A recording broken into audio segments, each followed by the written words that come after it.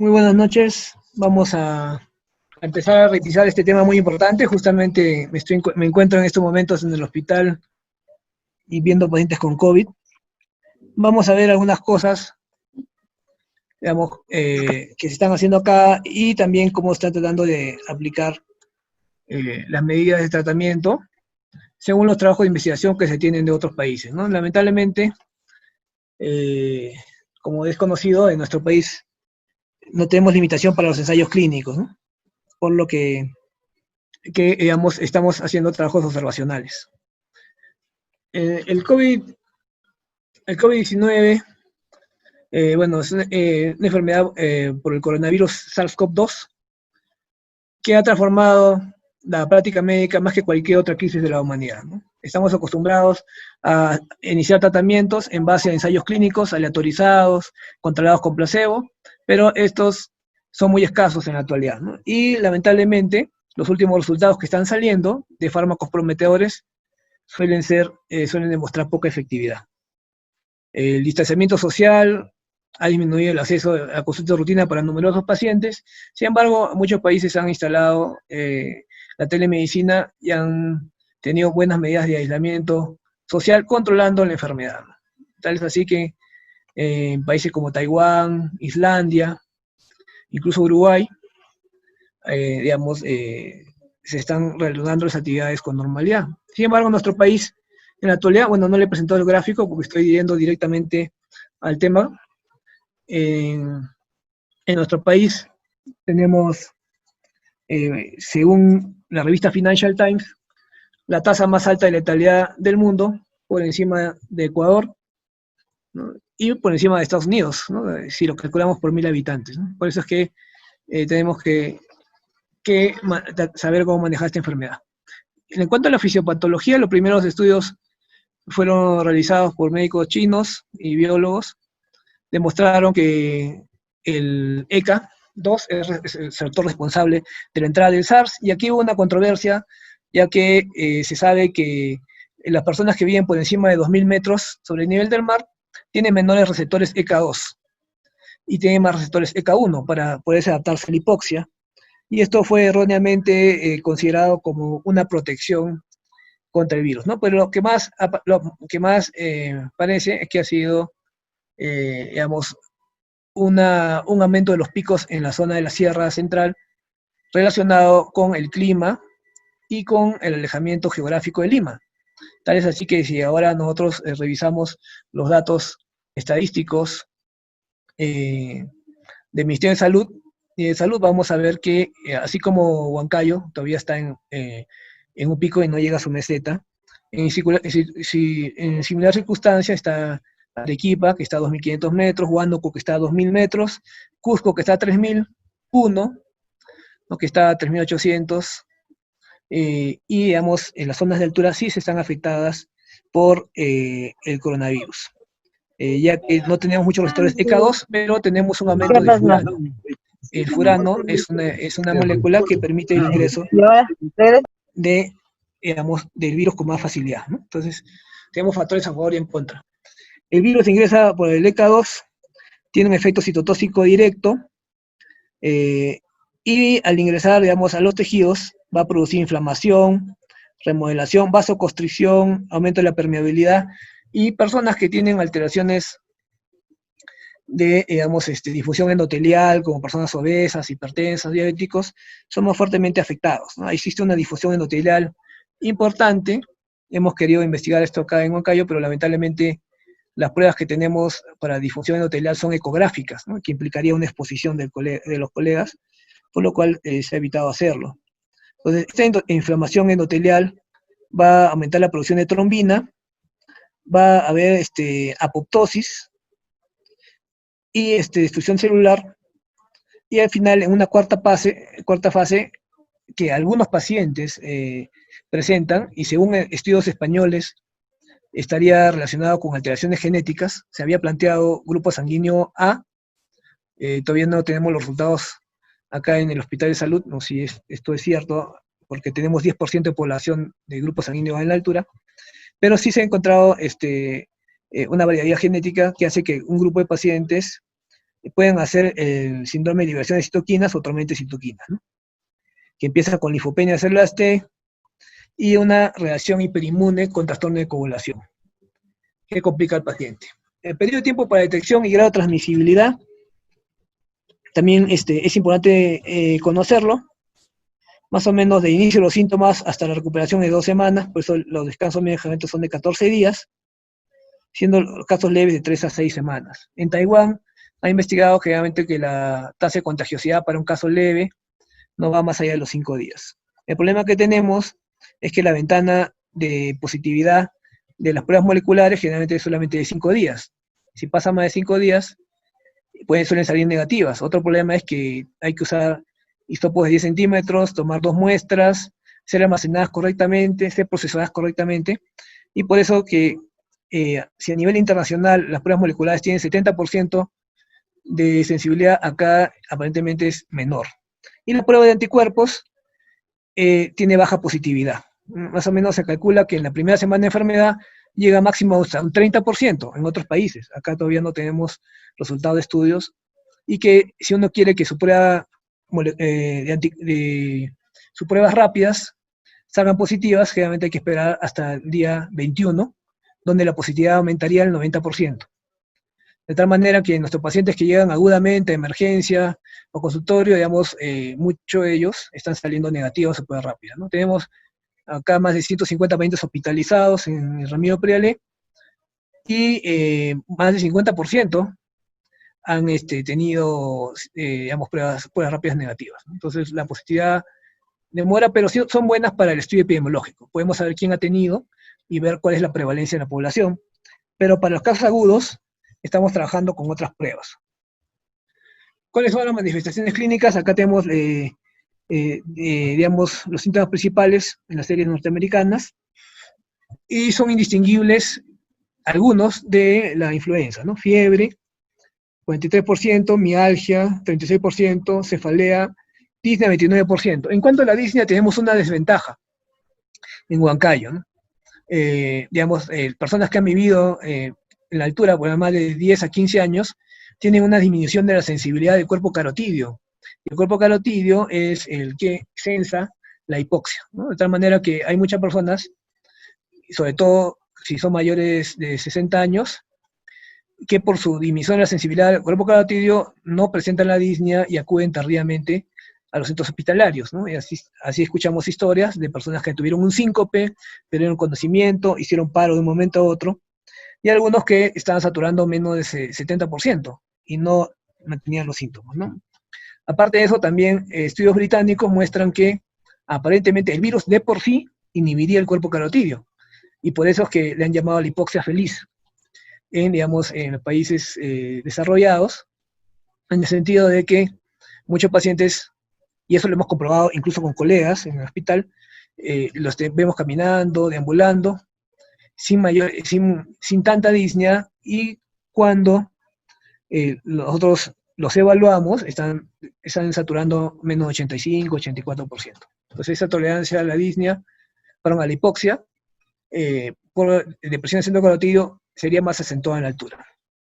Entonces, dolor de garganta, náuseas, pérdida del olfato del gusto, que también es un problema en la altura, ¿no? Revisando este tema, digamos, y porque hemos tenido muchos pacientes que tienen hiposmia, ¿no? O a veces anosmia, resulta que por encima de los 3.000 metros, las alteraciones olfativas son más frecuentes por inflamación y sequedad de la mucosa nasal por factores climáticos, ¿no? Entonces hay que tener cuidado, no siempre acá, digamos, va a ser indicador de COVID, ¿no? Pero siempre, si tenemos un paciente con pérdida del olfato del gusto, de todas maneras tenemos que descartarlo, pero acá en la altura los falsos positivos para este síntoma son más frecuentes.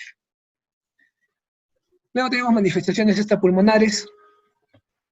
Cuando ya existe la tormenta de citoquinas puede afectar cualquier órgano y presentarse, hemos tenido pacientes también con compromiso neurológico o el neurocovid, el paciente, digamos, inclusive una fuente que fue fuente de contagio para el personal hospitalario, el paciente había tenido síntomas respiratorios, toleró adecuadamente en casa y regresa con con neuropatías, mialgias y encefalopatía, ¿no? Después de desarrollar ACV había tenido el paciente infección por SARS-CoV-2, ¿no? Se confirmada por prueba molecular, ¿no? Y así hemos visto unos cuantos casos más, generalmente en la segunda semana de enfermedad. Sin embargo, en niños puede presentarse más tempranamente, aunque es menos frecuente. La falla renal es característica de un mal pronóstico. Recuerden que existe una enfermedad que se llama el síndrome de Hammond-Rich o neumonitis intersticial aguda, que es una fibrosis pulmonar acelerada y siempre conduce a falla renal como evento fatal. Entonces, cuando hay una hipoxia severa, una complicación común es la falla renal. Pero también hay que distinguirla de la falla renal aguda, prerrenal, del paciente descompensado agudamente. El compromiso hepático también es característico, con elevación de transaminasas, que generalmente no superan los 200 unidades por litro, a predominio de TGP. Y tenemos que estar atentos, sobre todo a aquellos pacientes que tienen cierto grado de estatosis hepática. Las manifestaciones gastrointestinales también nos permiten identificar la enfermedad, habiéndose descrito cuadros gastrointestinales con diarreas, náuseas y vómitos.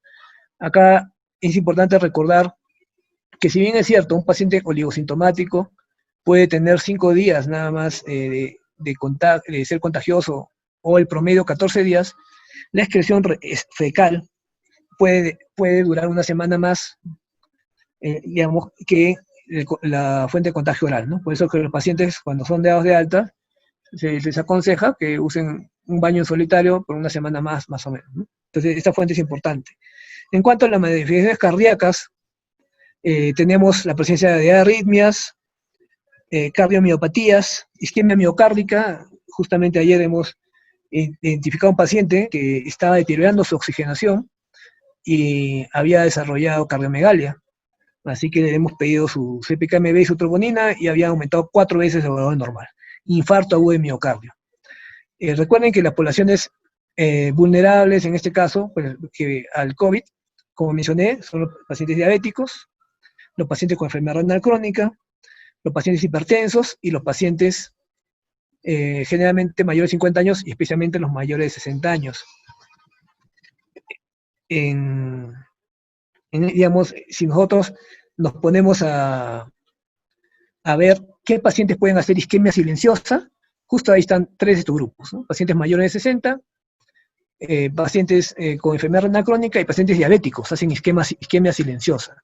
Entonces, si vemos que el paciente empieza a deteriorarse, sin tener dolor torácico, en este caso el paciente hizo un día de hipotensión, pero el otro día también aumentó su requerimiento de oxígeno y tuvo mayor disnea, y lo que había pasado, tenía un infarto de miocardio con falla cardíaca asociada. Entonces, en el paciente hospitalizado con COVID, digamos, si tenemos una descompensación, una de las causas puede ser insuficiencia cardíaca o infarto de miocardio, o miocarditis. Y para eso tenemos que evaluar troponina, CPKMB y tomarle un EKG inmediato. Las manifestaciones endocrinológicas, la hiperglicemia es ahora más frecuente que antes.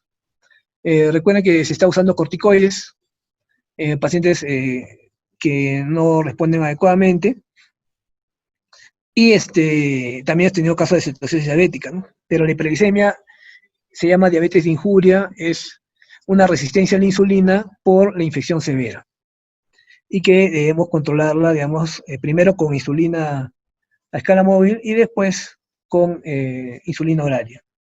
Hay manifestaciones dermatológicas que uno, en el contexto epidemiológico adecuado, puede permitir sospechar de COVID-19, ¿no? Petequias, elivios reticulares, que se ven vasculitis, rash, urticaria, vesículas y lesiones tipo perniosis que se ven en las puntas de los dedos, ¿no? Entonces, eso, digamos, hay que tener en cuenta. El compromiso renal también, que puede asociarse con proteinuria hasta el 87%. Entonces, los datos de Italia, digamos, en cuanto a pacientes que evolucionaron desfavorablemente y fallecieron con COVID-19, a la cabeza teníamos la hipertensión arterial, que predispone a enfermedad coronaria aguda y que predispone a insuficiencia cardíaca, la diabetes mellitus y una enfermedad coronaria isquémica, en el 33% de los casos. Desconocemos en estos momentos cuál sería la prevalencia de enfermedad coronaria isquémica en, digamos, acá en Huancayo, porque sabemos que estadísticamente nuestra población digamos, tiene menor tasa de enfermedad coronaria que las poblaciones de nivel del mar, debido al aumento de las colaterales por la hipoxia. Pero ya sí hemos visto pacientes que han infartado por COVID acá en Huancayo, ¿no? Pero bueno, el paciente era diabético. Supuestamente, si pacientes que no tienen comorbilidades no deberían hacer enfermedad coronaria, ya que están protegidos por la altura. Pero eso habría que determinarse cuando salgan los resultados de los estudios que se están haciendo en el Hospital Carrión, que creo que van a presentar el preliminar en un par de días, y lo que estamos haciendo en salud. Fibrilación auricular también y ACV, fibrilación auricular en 24.5%, que es un riesgo para nuestra población, ya que en nuestra ciudad tenemos una de las tasas más altas de fibrilación auricular del país, ¿no? La fibrilación auricular se puede desencadenar por hipoxia aguda o hipoxia crónica. Entonces siempre hay que estar atentos a la taquicardia o a la aparición de ritmos irregulares, ¿no? De todas maneras, casi todos los pacientes, como vamos a ver, tienen anticoagulación por lo menos profiláctica para evitar estos problemas, ¿no? EPOC, 13%, que también es muy prevalente acá en nuestra población, y también fibrosis pulmonar. Insuficiencia renal crónica, también los primeros pacientes que hemos tenido que han adquirido el COVID intrahospitalario y que también lo han diseminado han sido pacientes renales crónicos. Contagio intrahospitalario, y los pacientes hacen diálisis en una sala común, y muchos pacientes con enfermedad renal crónica han desarrollado COVID. Algunos, digamos, con gran severidad. Entonces, a mayor número de patologías, tenemos mayor posibilidad de severidad del paciente con COVID, ¿no? Y acá tenemos más o menos la línea de las pruebas diagnósticas que ya les había mencionado, y la prueba de PCR o GeneSpert es la que sale positiva primero, pero que también se negativiza primero. Las pruebas de anticuerpos ya les había mencionado.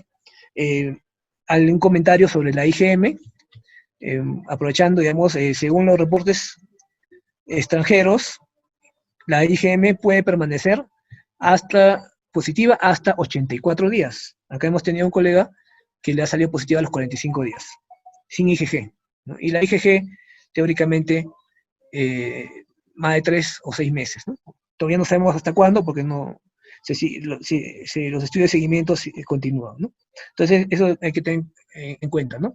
Y como le menciono, en este caso que nuestro paciente nuestro colega tuvo en el día 45 positivo IgM, durante casi 25 días no aparecía el IgM todavía, y a pesar de que ya tenía 7 focos neumónicos en el pulmón, ¿no?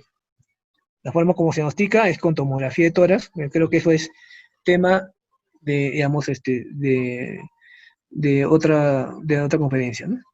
Exámenes de laboratorio que le vamos a pedir a los pacientes. Acá hay muchas pruebas que idealmente deberíamos pedir, pero si nosotros primero queremos detectar a un paciente con COVID-19, lo primero que vamos a pedir es su hemograma completo, fundamental. Generalmente, en los series de a nivel del mar, es frecuente la anemia, pero acá, de lo que vemos normalmente, los pacientes tienen un promedio de hemoglobina entre 13 y 14. La leucocitosis es importante, sobre todo si hay neutrofilia, ¿no? Esto también hay que tener en cuenta que a nivel del mar, en Lima, el normal es 65% de neutrófilos, pero acá tenemos un 55%, ¿no? Tenemos un predominio más de linfocitos. Entonces hay que tener en cuenta que si ya tenemos más del 75%, ya hay una neutrofilia significativa, ¿no? Los casos graves pueden tener leucopenia. Las plaquetas generalmente suelen ser normales, pero hemos tenido pacientes que han tenido trombocitopenia, ¿no? Si tiene menos de 150.000 plaquetas, es un indicador de gravedad. Hay que digamos, tomarlo en cuenta, ¿no? Normalmente en países de Europa y Estados Unidos es mandatorio el dosaje de interleuquina 6. Un marcador pronóstico que está incrementado en casos graves y que llevó a utilizar el tocilizumab en los que lo tenían elevado. Pero acá, digamos, no tenemos esta disponibilidad.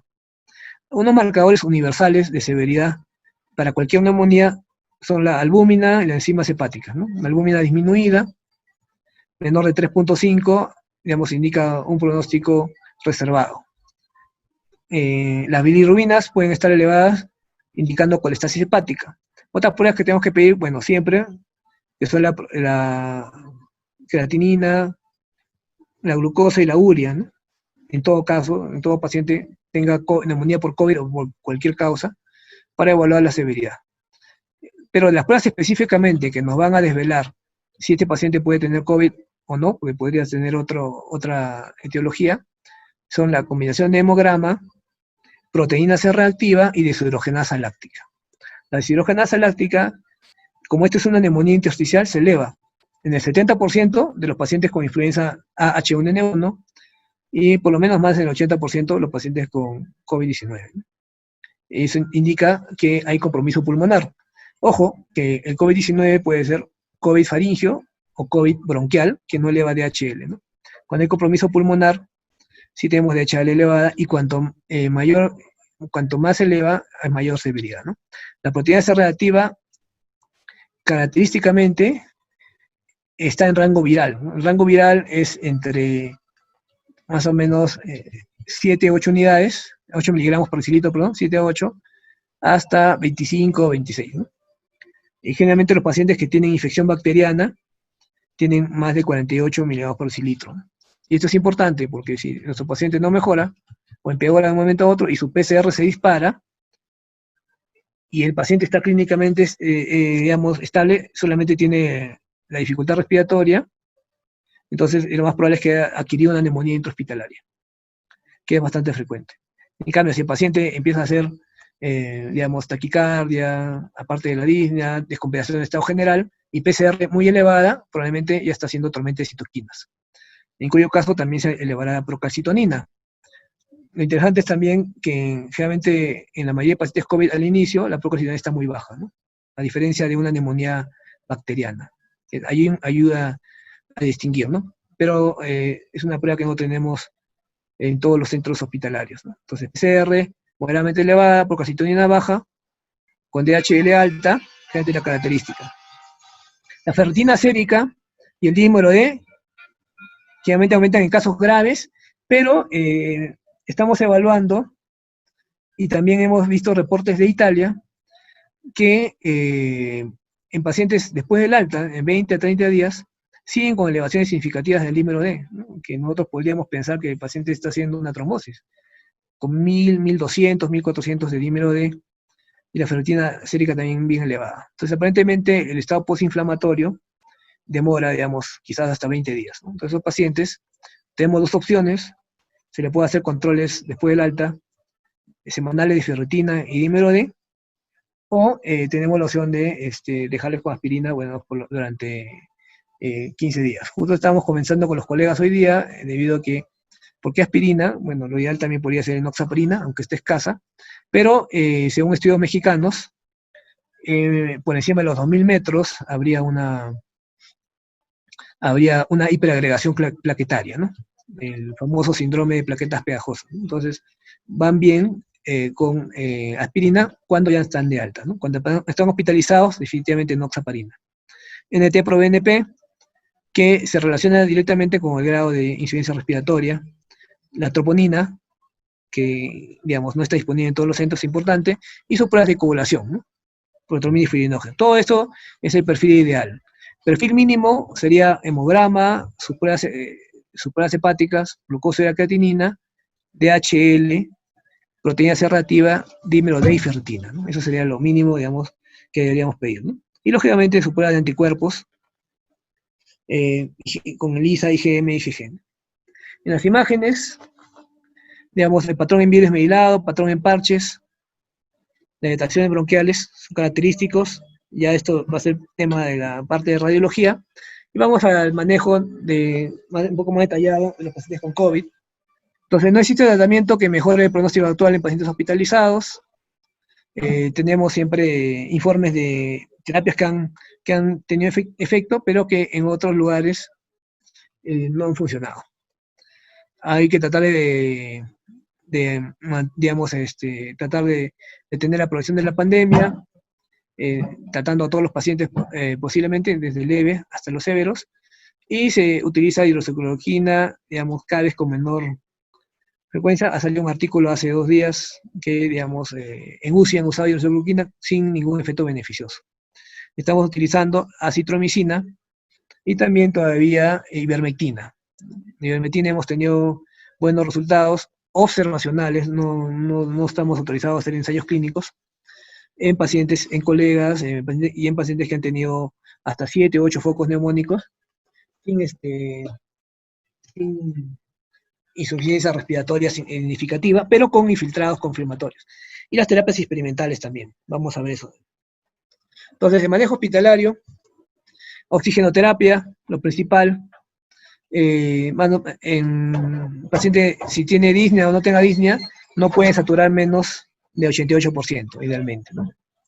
Entonces, si la saturación de paciente es menor del 70%, bueno, pensar ya la posibilidad de cánulas de alto flujo, o preparar para ventilación mecánica, a menos que responda con la cánula binasal, ¿no?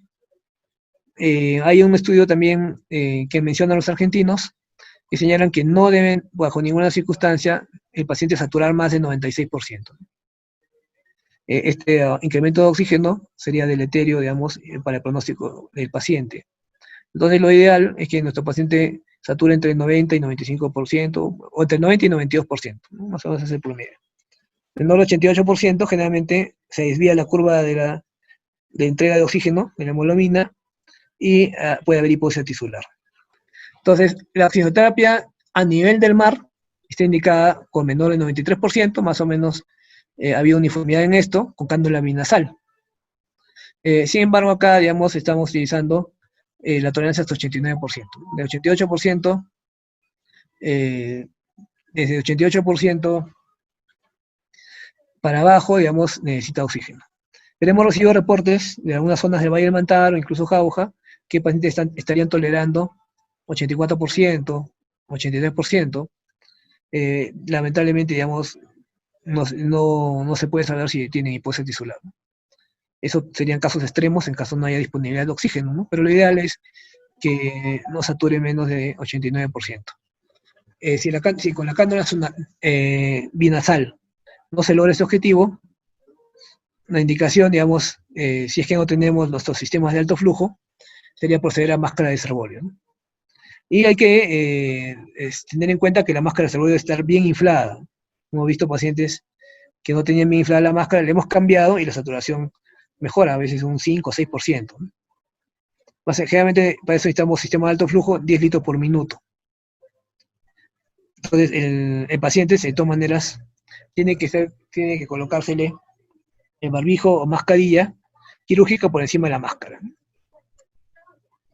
Acá lo que les he mencionado sobre la ivermectina, inhibe la replicación del SARS-CoV-2, hay que darle a todos los pacientes, es una droga de baja toxicidad, la dosis es 0.2 miligramos por kilo por día, por 2 días, eso no hay que olvidarnos, debido a que a veces las formulaciones en gotas vienen de diferentes concentraciones, ¿no? Pero si uno se guía por los miligramos por kilo, no hay ningún problema, ¿no? Hay que tener en cuenta también que en los meses de mayo y junio se estuvo usando ivermectina de origen veterinario, porque todavía no se había aumentado la producción de ivermectina local, y si tiene, a veces esta ivermectina está combinada con otros antiparasitarios que pueden ser tóxicos, ¿no?, para el ser humano.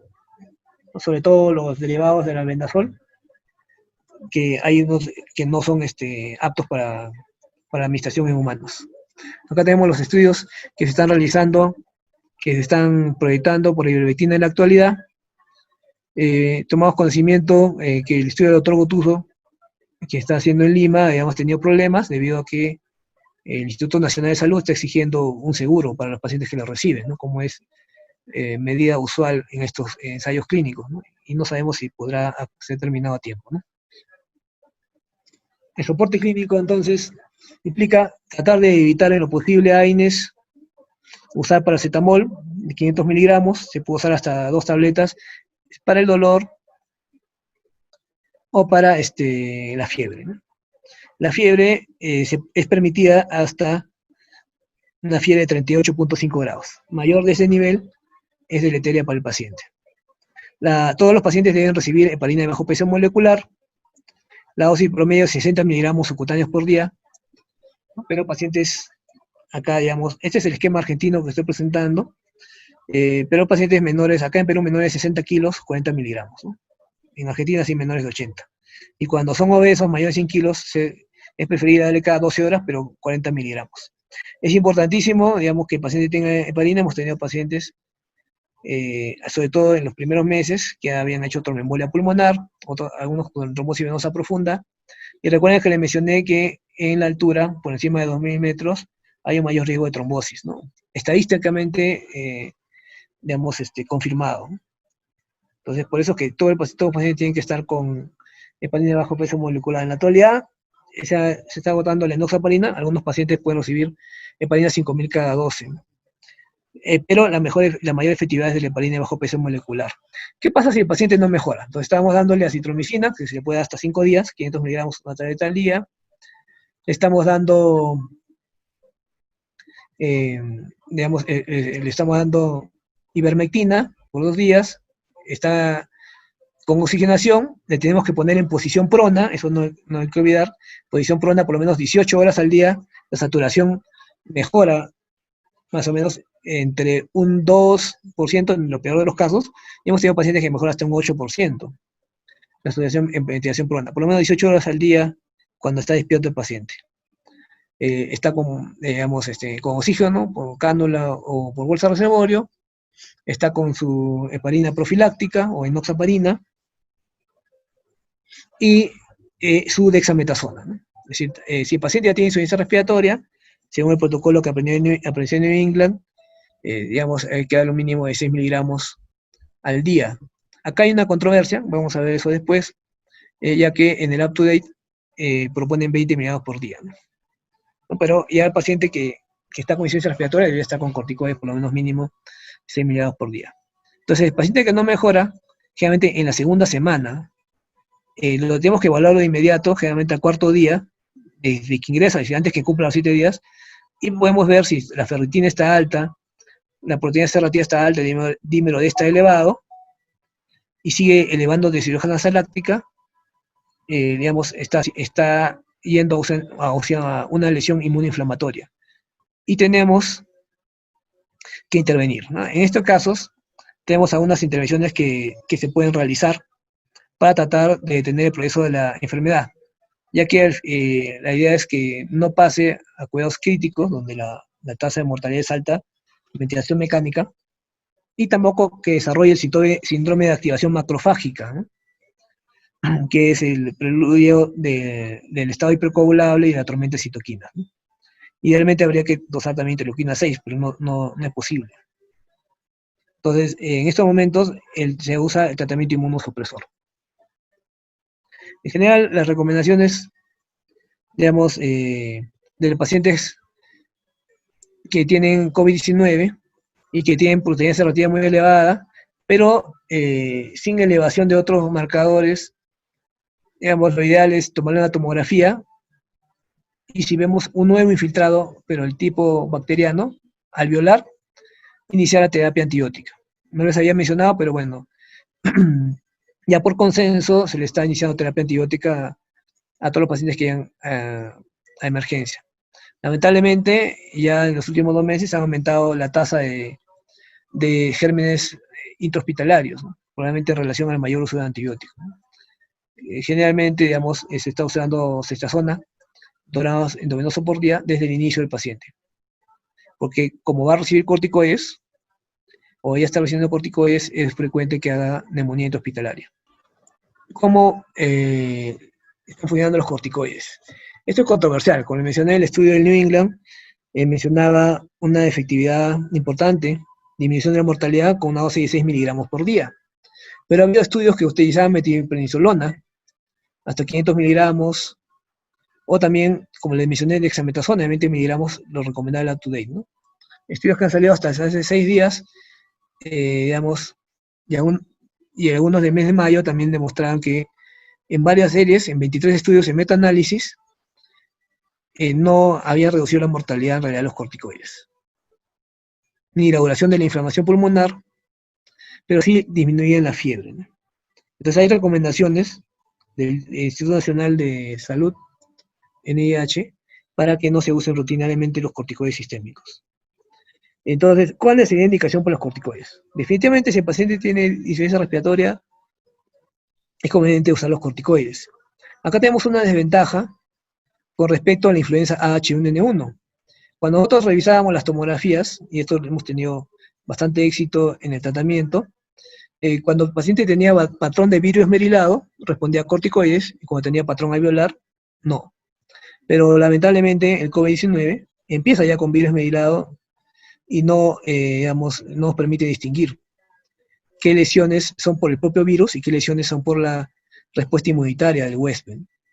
Lo que estamos aplicando acá, digamos, nos está funcionando, pero no podemos, digamos, ahorita decir, ¿no?, que va a funcionar siempre, es sin que metamos la dosis a 4 miligramos endovenosa cada 8 horas de dexametasona, o se puede usar 6 miligramos cada 12 de dexa, es decir, un promedio de 12 miligramos por día hasta 16 miligramos por día.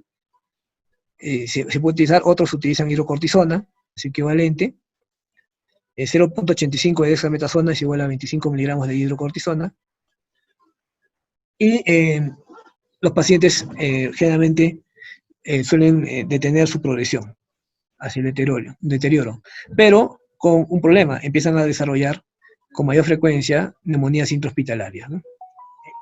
Y por eso es que si estamos aumentando los corticoides, tenemos que estar atentos a cualquier deterioro, digamos, pulmonar, desarrollo de neumonía intrahospitalaria, para lo cual tenemos a la proteína C reactiva y a la clínica como indicadores.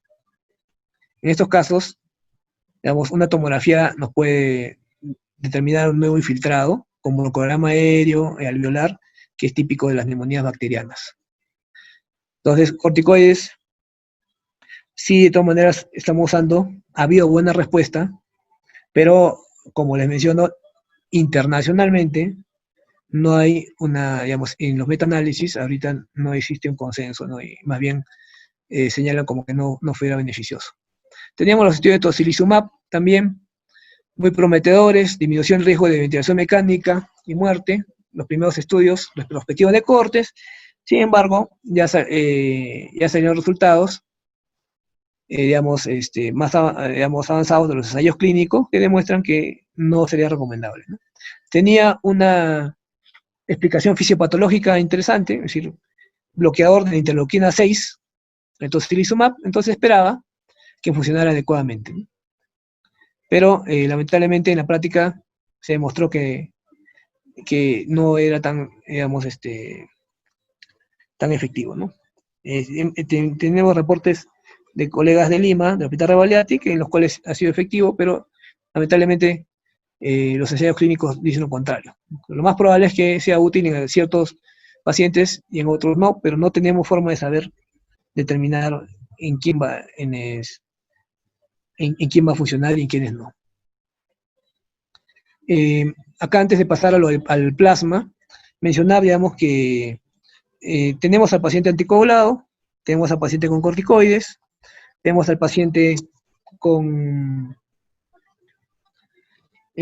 su antibiótico-terapia soporte, recibe los antivirales por los primeros 2 días, ¿no?, la ivermectina y la acitromicina hasta el 5.º día.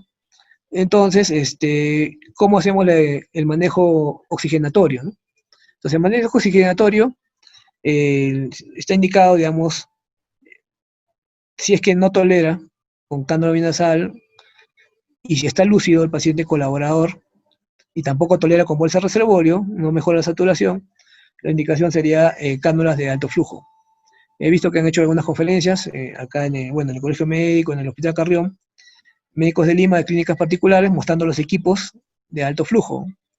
El único, digamos, riesgo es, algunas sociedades, como la Sociedad Argentina de Medicina Interna, digamos, recomienda que para evitar la contaminación, aunque eso también es controversial, lo ideal cuando haya flujos altos de oxígeno es que las habitaciones tienen que tener presión negativa, ¿no?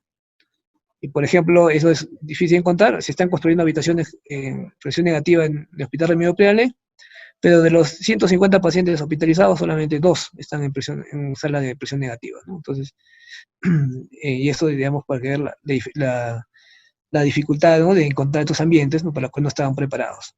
Entonces, tenemos otras alternativas. Sabemos que en el Hospital Carrión está utilizando el Guairachi.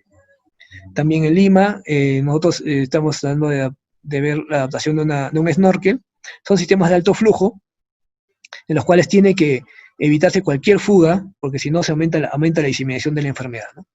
Creo que en el Hospital Carrión lo han solucionado con unos corrugados, para que evitar cualquier fuga.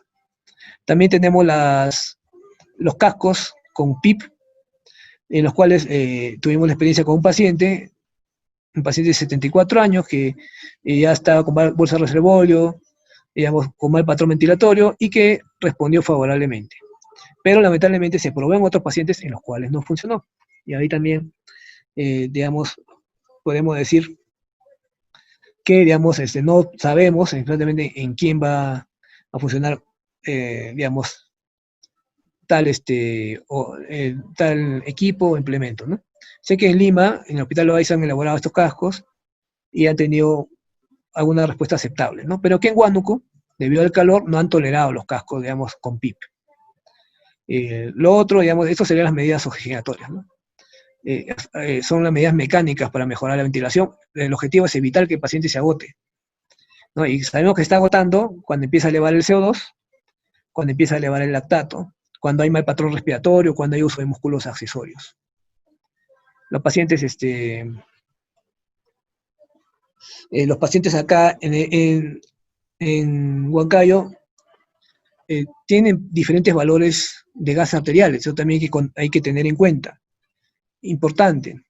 Justo este año estábamos en vías de hacer una correlación entre la frecuencia respiratoria y el PCO2, lamentablemente por el COVID no se ha podido, pero un paciente que normalmente está con una frecuencia respiratoria de 16 por minuto, tiene acá en Huancayo un PCO2 de 31 en promedio, ¿no? Se han hecho algunos estudios, algunos están publicados, otros no, pero se han hecho varios estudios al respecto, ¿no? Más de 3. Entonces, tenemos ese valor promedio, y por ejemplo, si un paciente viene con disnea, con una frecuencia respiratoria de 24, lo normal es que su CO2 esté en 18.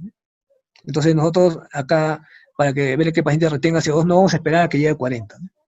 Si un paciente con COVID o otra causa de insuficiencia respiratoria tiene un PCO2 de 32 o más, ya está reteniendo. Ya está reteniendo CO2, y si no tiene EPOC, ojo que puede estar agotándose y necesitar ventilación mecánica. Eso hay que tener en cuenta. Antes de pasar lo del plasma también, me olvidaba, los pacientes tienen que tener unos gases arteriales de ingreso, pero mientras estén con cánula binasal, pueden manejarse con la saturación de oxígeno y las funciones vitales, ¿no?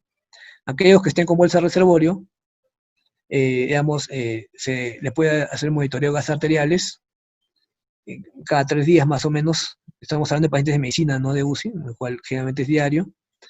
Y las razones para pedir los gases arteriales, generalmente en control, son el deterioro clínico del paciente y si está usando diurético para insuficiencia cardíaca, ¿no? Porque tengo muchos pacientes que han hecho hipocalemia y se han identificado con el AGA, y reponiendo potasio han mejorado su patrón ventilatorio. También hemos tenido algunos pacientes que han hecho hipocalcemia, sobre todo los renales, y que con gluconato de calcio también han mejorado su patrón respiratorio. Entonces, todos los pacientes tienen que tener control gasométrico de inicio, pero según la severidad se puede hacer esto en el transcurso de la hospitalización. ¿Qué hay sobre el plasma, no? En el plasma, digamos, tiene varias aristas esto, digamos. Acá les presento este cuadro, que es el estudio de Houston, uno de los más exitosos con respecto a plasma, y que ha motivado que se esté utilizando plasma en varios países, y acá también se estén reportando algunas experiencias favorables. En este caso, digamos, se aplicó plasma convaleciente a 20 personas y tuvieron 20 controles en pacientes con COVID severo, ¿no?, como una medida, digamos, una medida casi paliativa, digamos, una medida extrema, digamos, ¿no? Y se encontró que que falleció el 30% de los pacientes que no recibieron plasma y solamente el 10% que recibieron plasma. Está motivado que se realizan diversos estudios de plasma, digamos, a nivel, a nivel mundial, pero los últimos estudios que se han realizado no han encontrado tanto beneficio. Y lo que sí, había una serie larga, digamos, extranjera, en la cual con más de 10.000 pacientes, sumando de varios países, han mostrado que la tasa de complicaciones es baja, ¿no? Por eso es que países como Argentina tienen como parte de la terapia aplicación de plasma, ¿no? Sabemos que en el Hospital Carrión también están aplicando, acá no tenemos autorización, y que, bueno, habría algunos resultados favorables, pero no existe la tecnología para saber escoger el plasma más adecuado. Según los estudios que se han hecho más detallados sobre el plasma, el donante ideal es una persona mayor de 50 años, de sexo masculino, que de preferencia haya estado hospitalizado durante por lo menos 10 a 14 días, ¿no? Y he visto que generalmente acá los donantes son, digamos, miembros de las Fuerzas Armadas que se han recuperado de la enfermedad, pero si han hecho un cuadro leve, tienen pocos anticuerpos bloqueadores y generalmente la respuesta no es buena, ¿no? Entonces tiene que ser un paciente generalmente con estas características, estas tres características, que son los pacientes que presentan más formación de anticuerpos. Lógicamente no tenemos la tecnología para hacer estas evaluaciones, así que si es que se usa el plasma, digamos, en forma difundida, hay que esperar que muchos no respondan, ¿no? Porque no tenemos la evaluación, la forma de evaluar la calidad del plasma que se va a administrar, ¿no? Pero esas son las tres características más o menos que mencionaba. Para finalizar esto, y sabemos que de repente estamos dejando varias cosas sobre el tintero, pendientes, y bueno, se lo responderemos en las preguntas. ¿Cuándo indicar pase a UCI? Hay indicaciones absolutas de pase a UCI, pero en general, lo ideal sería que todo paciente con bolsa reservorio debería estar en UCI, ¿no? Pero no hay tantas camas en UCI ni tantos intensivistas. Pero definitivamente, si el paciente tiene trastornos sensorios, trastornos de conciencia, y que no puede, estos pacientes no colaboran con la ventilación prona, no ventilan adecuadamente, es una indicación para pase a UCI. Inestabilidad hemodinámica, definitivamente. Pacientes hipotensos, taquicárdicos, necesitan monitoreo estricto, ¿no? El uso de músculos accesorios ya es un preludio para un paro respiratorio.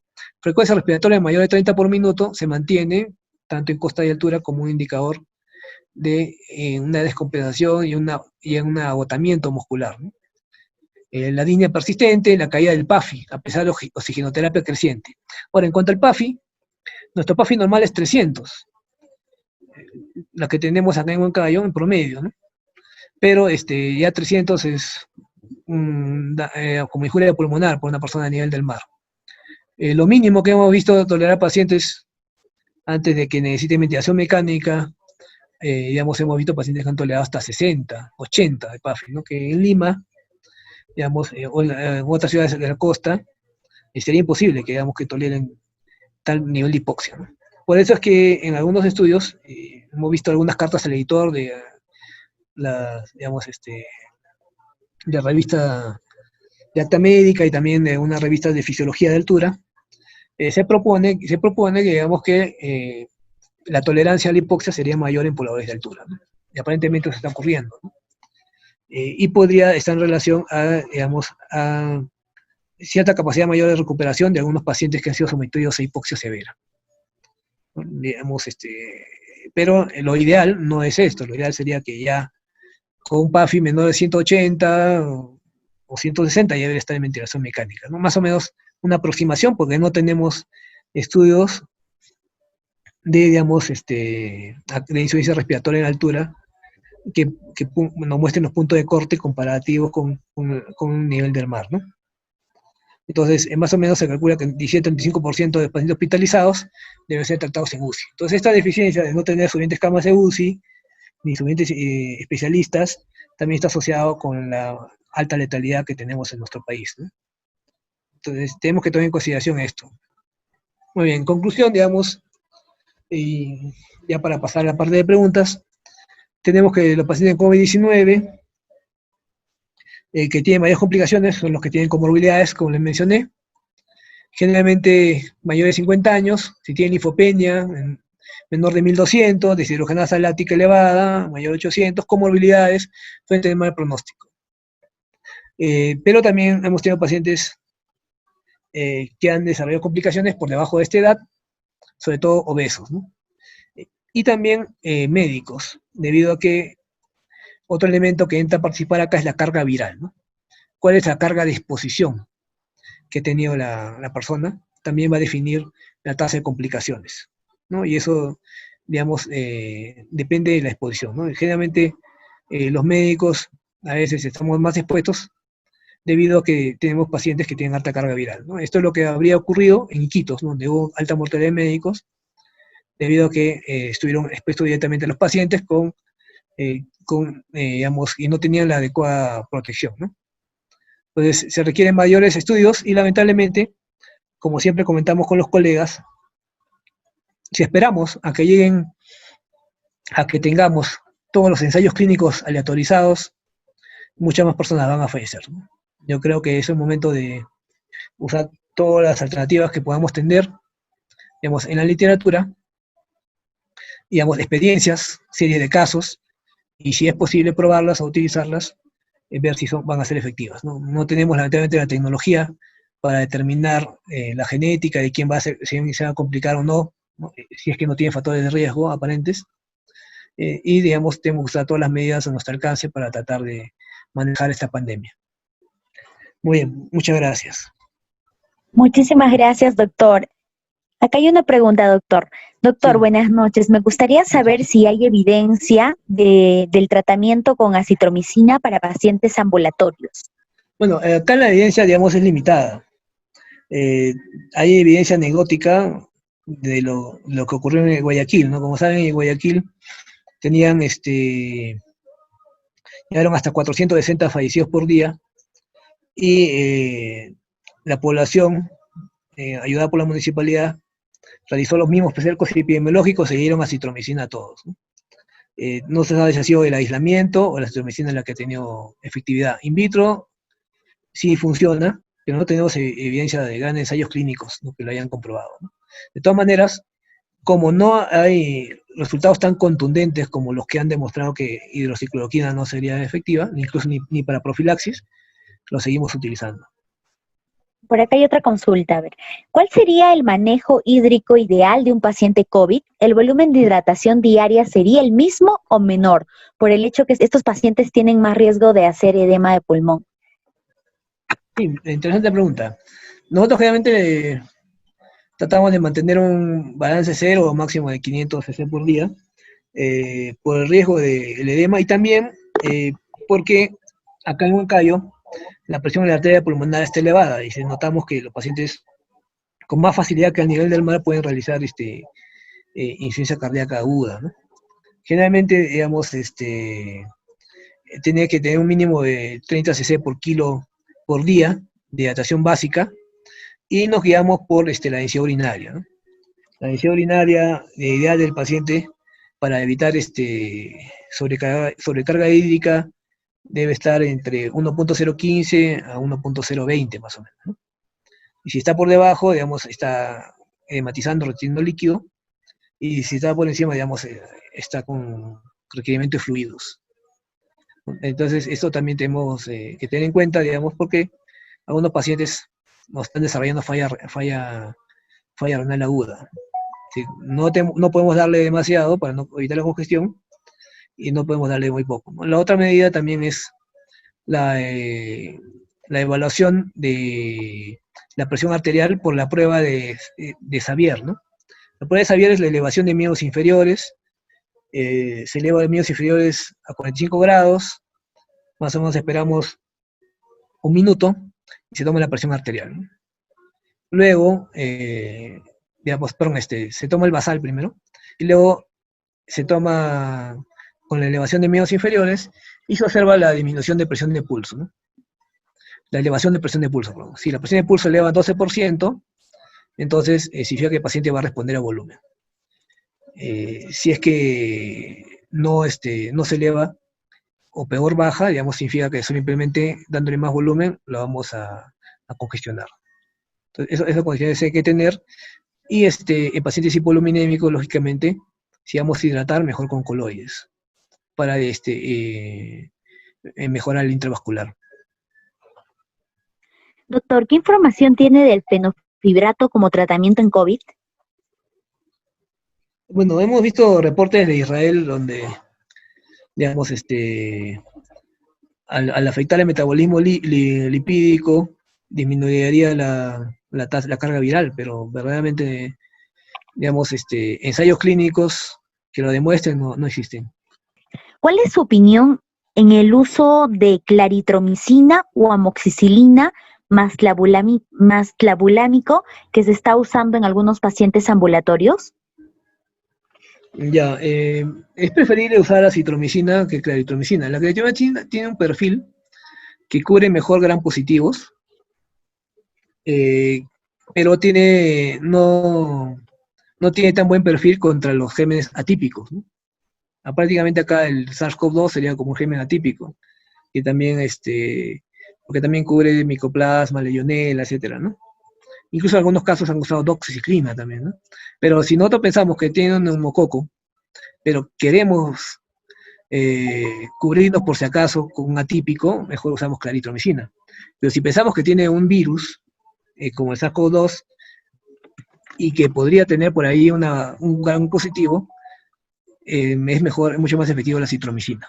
Ahora, el amoxicilina ácido clavulánico es efectivo solamente contra gran positivos, entonces, y bueno, anaerobios, ¿no? Pero no contra el virus, ¿no? En este caso, podría usarse amoxicilina ácido clavulánico si tenemos una bronquitis aguda, que sospechamos que tenga algún germen que es cubierto por la amoxicilina ácido clavulánico, como gran negativos respiratorios, como hemófilos, molaxela, guaragamela, ¿no? Por ejemplo.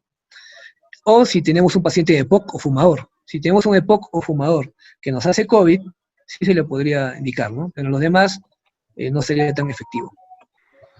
En cuanto al uso de pulsos de corticoides al inicio del tratamiento, ¿qué opina, doctor? Bueno, aquí hay que tener cuidado porque puede ocurrir lo mismo que nos ocurrió alguna vez con la influenza, ¿no? Como le mencioné, con la influenza, nosotros determinamos si tiene un patrón de virus esmerilado, respondía muy bien con corticoides, limpiaba las lesiones, pero si tenía patrón alveolar, generalmente era la lesión por el virus y no respondía, más bien empeoraba a los pacientes, ¿no? Hay reportes, e incluso, bueno, no los he presentado acá, pero que llevaron a los metaanálisis que les mencioné, que señalan, digamos, complicaciones por el uso de los corticoides. La principal es las infecciones nosocomiales, bacterianas, micóticas, y luego las hiperglicemias difíciles de controlar, sobre todo si tenemos pacientes diabéticos, ¿no? Entonces, en el inicio, cuando el paciente está empezando el cuadro, todavía el virus está, digamos, actuando, y la inmunosupresión podría ser negativa para el paciente, ¿no? Por eso es que en el estudio se hicieron en New England, usaron una dosis baja de 6 miligramos, como para no inmunosuprimir al paciente completamente, sino parcialmente, y tratar de evitar la tormenta de citoquinas, ¿no? Pulso de corticoides sí se está usando con resultados diferentes, pero en la segunda etapa, generalmente en la segunda semana, cuando el paciente está haciendo generalmente un problema más autoinmune, y sobre todo si tiene deshidrogenasa láctica en incremento, ¿no? Que es el marcador, digamos, de destrucción alveolar, o digamos, o intersticial en este caso, ¿no? Pero, digamos, temprano no es recomendable hasta donde llega la evidencia en la actualidad, ¿no? Doctor, quisiera preguntarle su opinión acerca del uso de ivermectina en COVID-19. Hay revisiones actuales que señalan que la concentración mínima inhibitoria alcanzada en el estudio in vitro del uso de ivermectina en COVID-19 es 30 a 50 veces mayor la concentración plasmática que se alcanza a dosis parasitaria. En conclusión, ¿un paciente COVID-19 debería ingerir entre 30 a 50 veces la cantidad que actualmente se emplea? Bueno, teóricamente, si es que nos guiamos por los, por los estudios de farmacocinética y farmacodinámica, sería ideal, ¿no? Pero esas serían dosis tóxicas. Hay algunas cartas al editor, ¿no? Incluso una muy famosa que está circulando hace tiempo, ¿no? En la cual, digamos, estaba en contra del uso de ivermectina, debido a que no se alcanzarían las dosis ideales, ¿no? Acá hay dos cosas que considerar, ¿no? Primero, que la ivermectina se deposita, ¿no? En el cuerpo, pero no se deposita en el pulmón. Se calcula que digamos, permanecería 72 horas en el pulmón la ivermectina. Por eso no se recomendaría que el paciente esté tomando ivermectina cada semana, cada 2 semanas, ¿no? Porque no se va a acumular en el pulmón, sino en otros órganos para control parasitario, pero no va a ser efectivo para el COVID, ¿no? Es uno. Lo segundo, digamos, así como hay reportes observacionales de Lima, ¿no? Que están publicados, ¿no? De beneficio, nosotros sí hemos observado beneficio de la ivermectina a la dosis de 0.2 miligramos por kilo. Digamos, en pacientes, como les menciono, que han tenido, digamos, hasta menos de 8 infiltrados y que tenían lo que se llama la hipoxia feliz, ¿no? Es decir, tenían infiltrados evidentes en la tomografía, pero no estaban disnéicos, ¿no? Y el paciente se han recuperado, han notado una respuesta favorable. Esta experiencia la tenemos más en colegas, donde hemos podido hacer el seguimiento diario, ¿no? Y no han necesitado ser hospitalizados.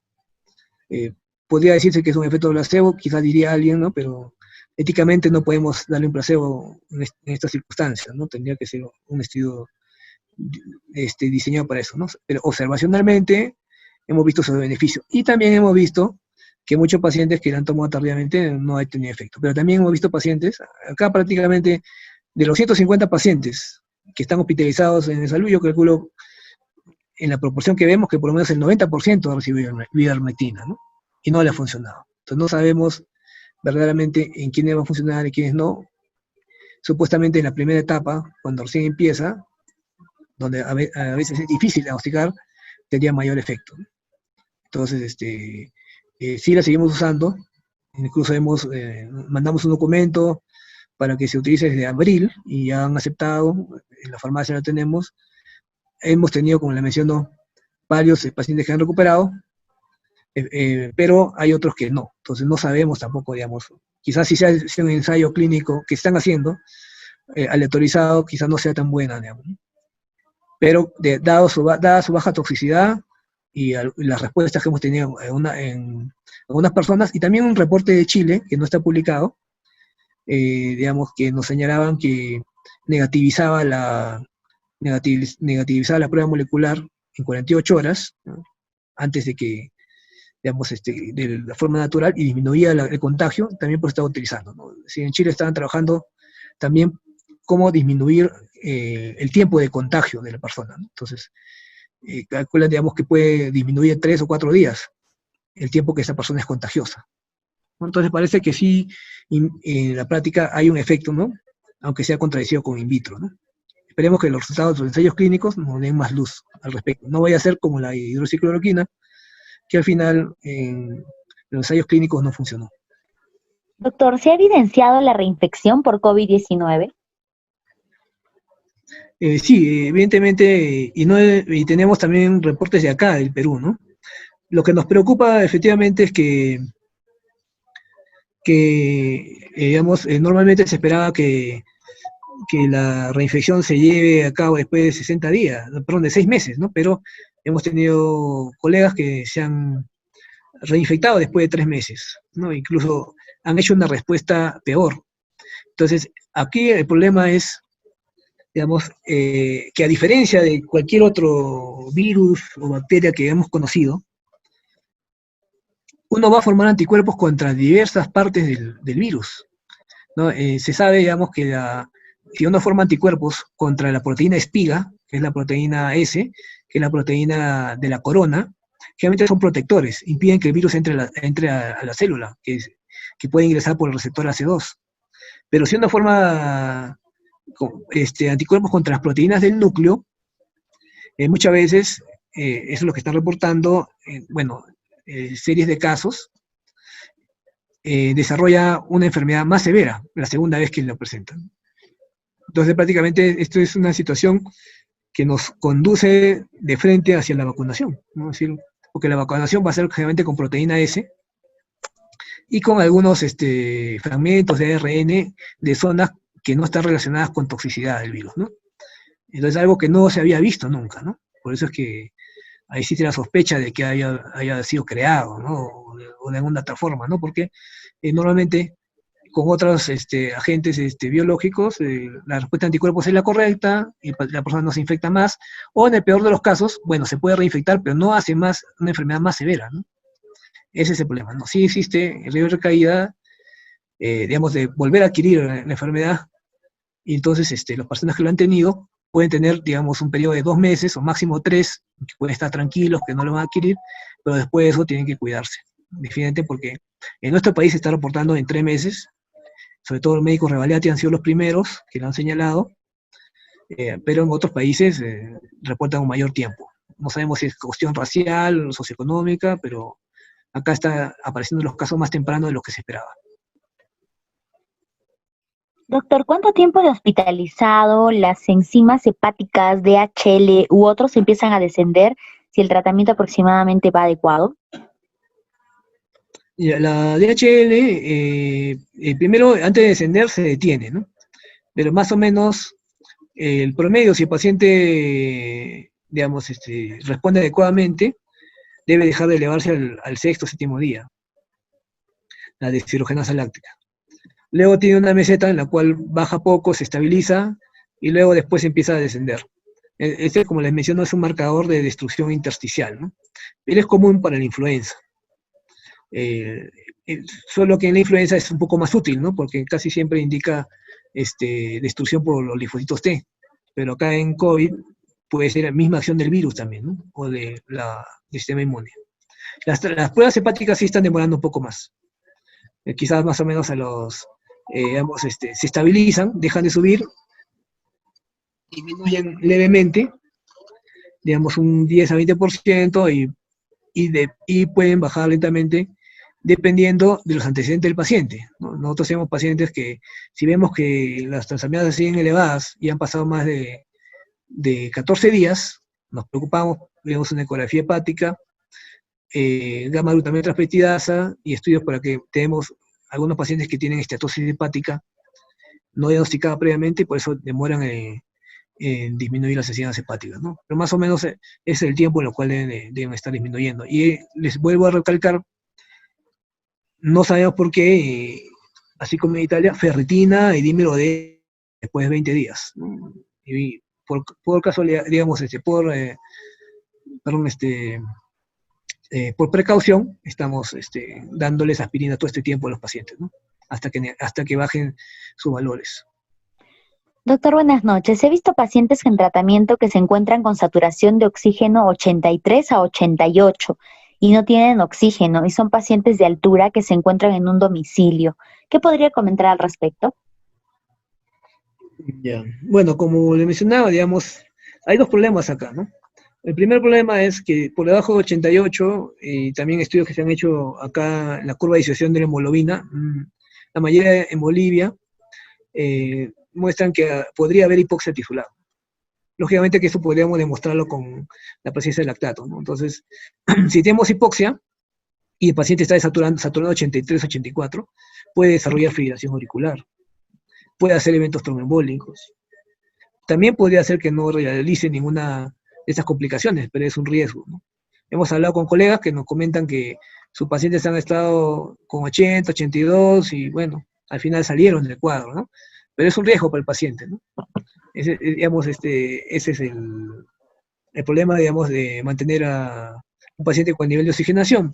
Y el segundo problema es, si es que no se ha verificado bien el patrón respiratorio, el hecho que tenga una hipoxia prolongada, y si el paciente está haciendo mayor uso de los músculos respiratorios, predispondría a este paciente a desarrollar un paro respiratorio, ¿no? Entonces, digamos, tenemos un paciente con 83, 82% que está teniendo dificultad respiratoria y al final se agota, ¿no? Porque lo que estamos tratando de hacer acá, digamos, con todas estas medidas que ustedes han visto que casi la mayoría no son definitivas, ¿no? Ni las mejores, digamos, según los ensayos clínicos, es que el paciente tolere.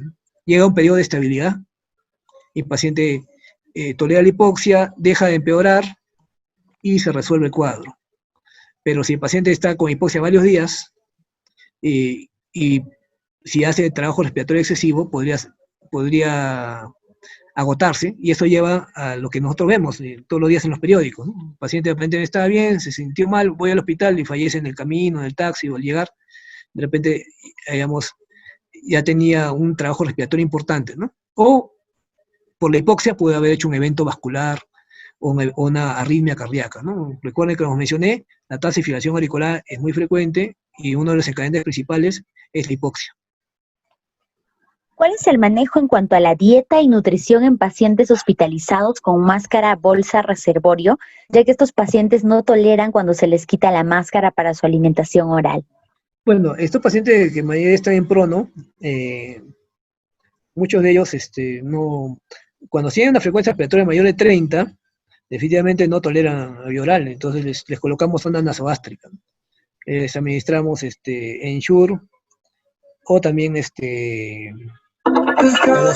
fórmulas hiperosmolares, digamos, y suplemento proteico. Y cuando el paciente, digamos, tiene una frecuencia respiratoria menor de 28 y buena tolerancia, se les administra. Definitivamente, pacientes con bolsa reservorio, idealmente, no, digamos, y si están con frecuencia respiratoria mayor de 30, no deberían estar ingiriendo por vía oral. Pero tenemos pacientes que se niegan rotundamente a la aplicación de la sonda, y notamos que cuando comen, su saturación baja hasta 70, 75%, ¿no? Y se agotan más, ¿no? Entonces, eso, digamos, hay que tener en consideración, ¿no? El riesgo de expiración también está latente. Si un paciente está con una frecuencia respiratoria alta, digamos, puede aspirarse, y esto, definitivamente, las pocas aspiraciones que se han visto, casi siempre es fatal, ¿no? Un paciente con COVID que se aspira, la mortalidad está garantizada.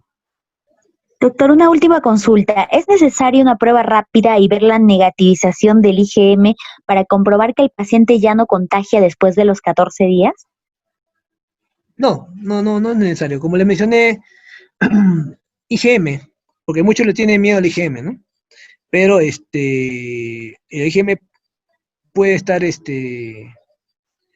puede estar elevado hasta el día 84, ¿no? Entonces, no es sinónimo, digamos, de que sea contagioso, pero hay que tener en cuenta ese antecedente, digamos, del paciente, ¿no? Es decir, podemos tener un paciente contagioso con IgM y un paciente que no es contagioso con IgM.